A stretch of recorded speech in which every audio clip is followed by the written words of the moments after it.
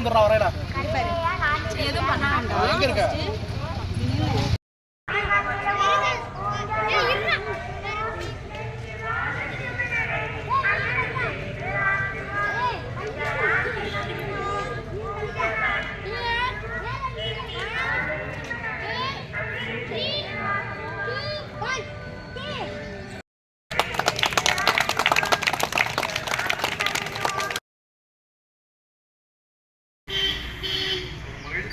பிள்ளைகளை பார்த்து அந்த பிள்ளைகளை வசனம் சொல்றது, அந்த நடனம் ஆடுறது, அவங்க என்ன அசைஞ்சாலுமே நமக்கு ஒரு சந்தோஷத்தை கொடுக்குறது. அதுதான் குழந்தைகள்.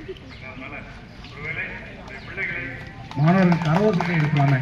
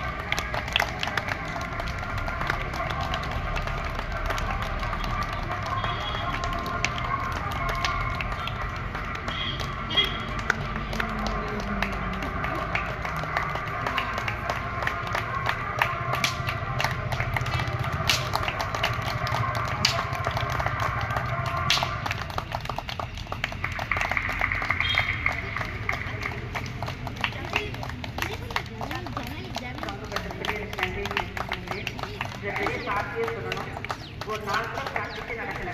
அதுதான் உண்மை. பிள்ளைகளே இல்லை. என் பையன் பார்த்தீங்கன்னா நேற்று 103 ஃபீவர் கேஜி, ஃபீவர் 90 தான் ஃபீவர் இருக்கிற 2 பேர் பெரிய கல்லை வச்சிருந்தாடு ஒரு கல் மாத்திரை கொடுத்து காலை நேரம் கொடுத்து சாப்பாடு கொடுத்து மாத்திரை படுத்து கூட 8 மணிக்கு கூட கிளச்சிட்டு போயிடலாம். இருக்கிற பிள்ளைங்க பேரண்ட்ஸ் யாராவது பிள்ளைங்க இருக்குன்னா தயவுசெய்து சந்தோஷம் அனுப்புங்க. தற்போது ஆடி வேறு திருவள்ளூர் தான்.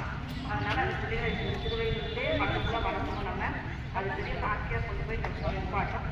தொடர்ந்து வரும் வாரங்களில் நீங்கள் வந்து சபைக்கு நீங்கள் ஒத்துழைப்பு தர மாதிரி கேட்குது. பரவாயில்ல.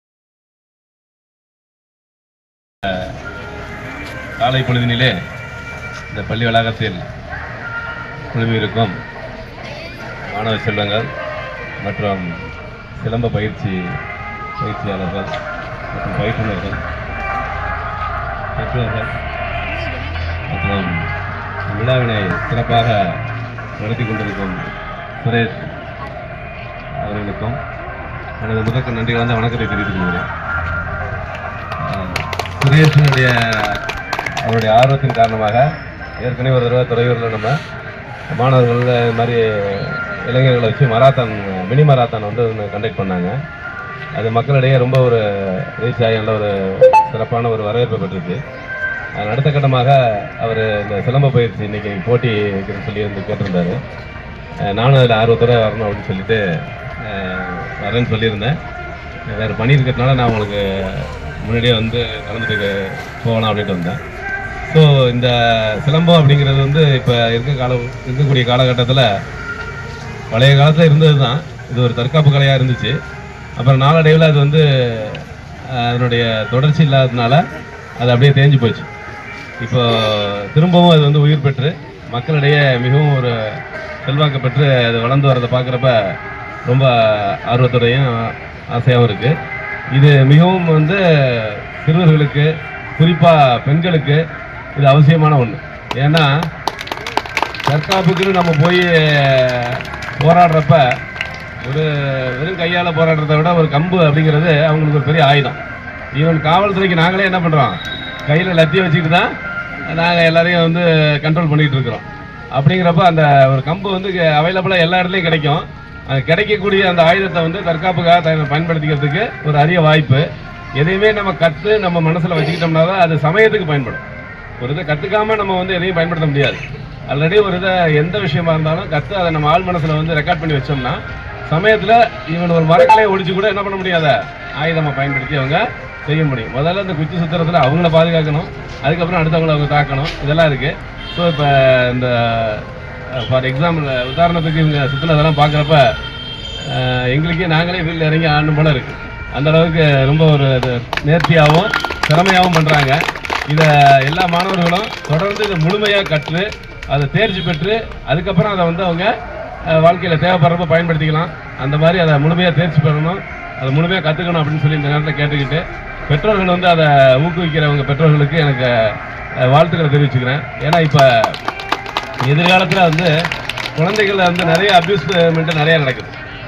பாலியல் அவங்களுக்கு வந்து தொல்லைகள் நிறைய கொடுக்கறது, அது ஆண் குழந்தையாக இருந்தாலும் பெண் குழந்தையாக இருந்தாலும் அவங்க நிறைய அதில் வந்து பாதிக்கப்படுறாங்க.